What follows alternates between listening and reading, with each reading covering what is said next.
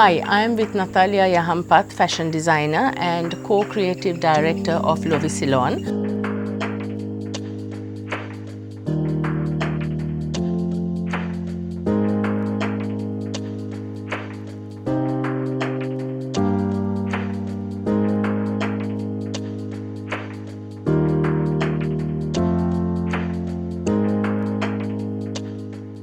We are in a village called Dunagaha in the Gampaha district, and Natharlea is doing a wonderful service by supporting the local weaving community here.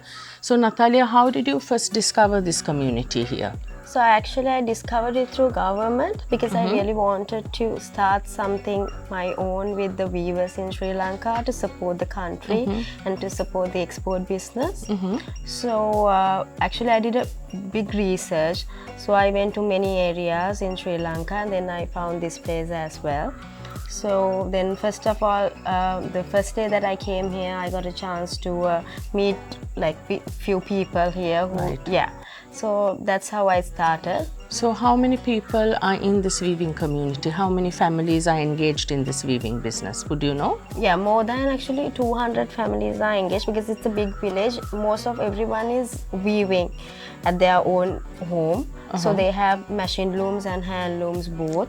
So it depends on the person. Some people they do machine looms and some people they do hand weaving. Now we all know that handloom is a dying industry and we need to support to resuscitate it. Yes. Are you a fan of the power loom or are you a fan of the handloom? I'm a big fan of handloom. Okay. Yeah. And do you give your own designs to the weavers or do you work with them to develop designs? I do give my own designs as well. At the same time, if they come up with something innovative, I support them at the same time to take their business also to an international level. Right. So I do both. Okay. And I'm assuming you're wearing a dress made from the handloom here. Yes. So when you buy the products from here, what sort of designs do you use it for? So I normally use it for my blazers, dresses. Of course, I do saris as well. So even the sarongs, even the lovi sarong, blooms and all that we produce here. And what does the weaving community feel about you coming and supporting them in this? Have you noticed a change in their livelihoods, in their circumstances? Yeah, definitely, because they are, at the end of the day, they are earning a pretty good amount. So, and I'm there to support them as well as I'm giving them, or it's not about my orders, I give them other contacts also because I really want them to grow as a community. Because I want them to also live a proper life like we are living. So it's not all about me and my brands. So I want them to get connected with other people and other brands, and I want them to have business. Right. Yeah. So as a designer who has had a lot of international exposure, you know, in the industry, the word sustainability is a huge keyword. Yeah. What are the sustainability credentials of the weaving industry in this village? So normally I have actually done weaves with banana fiber and also bamboo yarns. So those are, we are making banana fiber in Sri Lanka but not in this village.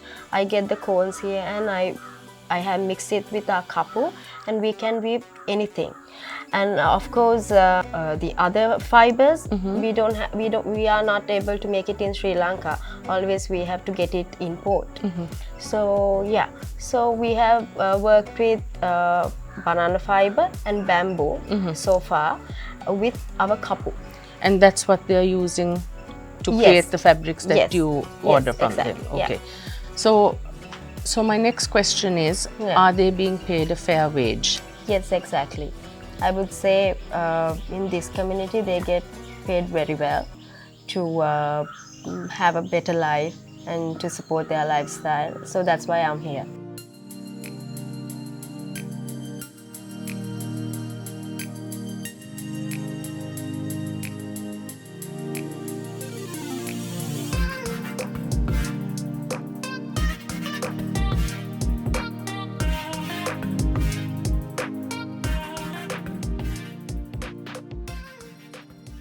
So Natharlea, we've moved on to another house in this village now.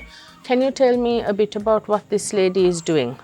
And right now she is weaving fabric, so with patterns, and we have like half is plain, the other half is pattern. So this is for a dress that we are weaving. And this is 100% handloom because Handloom she's and moving cotton, the yes.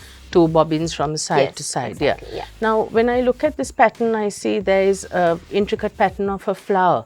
How does one come up with a design like that? So it's like, so I have to write everything and I have to draw the boxes and everything. Then we calculate the threads and all that. That's how we have to start this one. So before doing this, we have to do a sample or two to check whether it's coming okay or not. Right. Yeah. Now, I understand there's a lot of mathematics involved when it comes to designing. Yeah. Can you tell us the role mathematics plays in designing a weave? Because it's always depends on the design. So normally this is a horizontal design that we are doing it here. So we call it a flower. Okay. So she has done a flower. So this is the flower that we can get. This is one flower that we can get in a weave because it's always square. Right. Yeah, we can. There are no circular edges. Yeah, no circular edges. So whenever we weave, it's always square edges. But we can do anything. We can even do elephants. We can even do dragonflies. We have done quite a lot like that. So, but it takes time, and this is actually to weave. Let's say 1 yard with this flower, the fully flower. It's going to take 1.5 days. Right. Yes. Okay. Now, you were telling me something interesting earlier that you had experimented with them and incorporated these beads into the weave. Yes. Can you tell me how that was done? So first we have to make these tassels. Then she has to send it through, like she has to send each and every thread through these lines. Right. So it's a process. It's going to take about, to weave 1 yard, it's going to take about 3 days. Right. Yeah. Now, I understand this lady has maybe 4 or 5 decades of experience. Exactly. How open are they to working with you and experimenting new things? Because I don't think when they started, they would have ever dreamt of incorporating beads into handloom. Yeah. How are they? Are they very receptive to the new ideas that you come up with? They actually, I would say they are very innovative people. They also really like to experiment and do new things, because now they also quite a bit bored of doing the same sarees and the traditionals, because they also want something new. Right. So that's where they also actually they can earn quite a bit also by doing that. So they are also like very open to do the new stuff. Yeah, new stuff. Yeah. Okay. And to weave a sari like this on a handloom, how many days would it take this lady? It's going to take, it depends. If it's a plain one with a, let's say, if it's a plain one with a... Possibly a few lines. Yeah. Few lines, then it's going to take about 4 days. 4 days? Yes. Right. Yeah.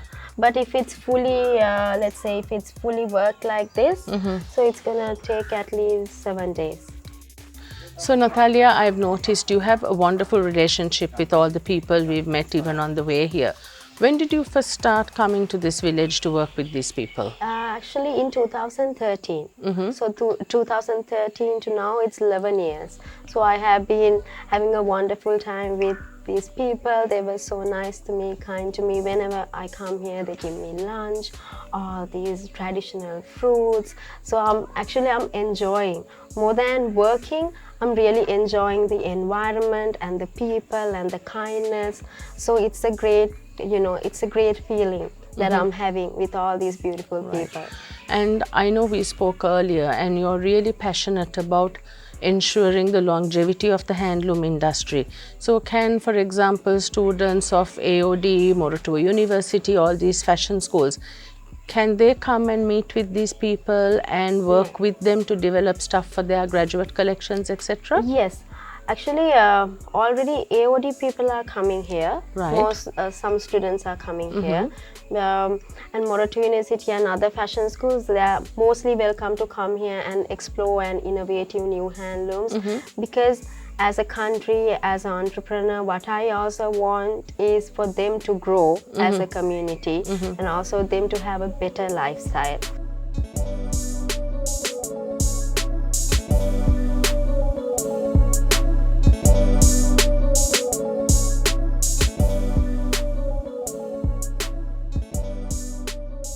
met a very interesting gentleman here, and this whole setup of him threading reminds me of a childhood fairy story. Can you tell me what role he plays in the weaving process?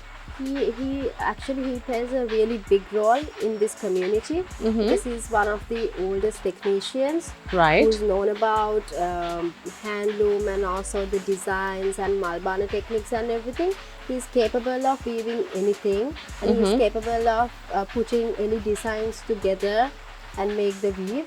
Right. Yeah, so he plays a really good he plays a really big role in Right. the community. So this is the gentleman we spoke about earlier, who Yeah. uses his mathematical knowledge Exactly. to create the various designs you give Yes. him. Yes. Yeah. So what is he doing right now? So right now he's creating a warp.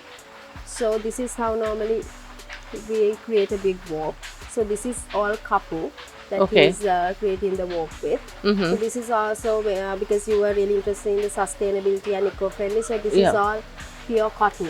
Right. Yeah. And this what he's doing now is a long thread that goes across from one end to the other. Yes. The length of the fabric, basically. the Okay. length of the fabric. And it can be any length. He can roll it to Yes, any yes, length, yeah? yeah. And what about the width of the fabric? Does it have to be a particular width, or can Yes, the widths vary? It has to be very particular because according to the machine, that's the exact width that we can get. Okay. We can't make it longer or shorter. Right. Then we have to create a different Right. machine. Right. Now, you mentioned earlier that this gentleman is a very integral member of the community. Who is he passing his knowledge to? Because I don't see a lot of people here. It's just him and another person. Who is he going to pass his knowledge to? That's exactly my question also. That's why I'm still learning. I can design the basics and few new versions, but not everything. So that's why I'm also these days working with him to get my books done and all these process behind, because there's a lot of knowledge with him. So I'm inviting all the other people also to come and learn, whoever is keen to know about handlooms and work with handlooms. Like please come, and because he's open to work with anyone and share his knowledge. I think this is a really great opportunity for all of them to come and learn from his talent. Right, so that's a wrap from our visit to this wonderful area of Dunagaha, where we have seen so many people involved in the handloom weaving industry. So I do urge all of you all, especially the design students, if you need anything done, you can contact Natharlea and pay a visit to this community here and see how you can work with them to develop handloom further.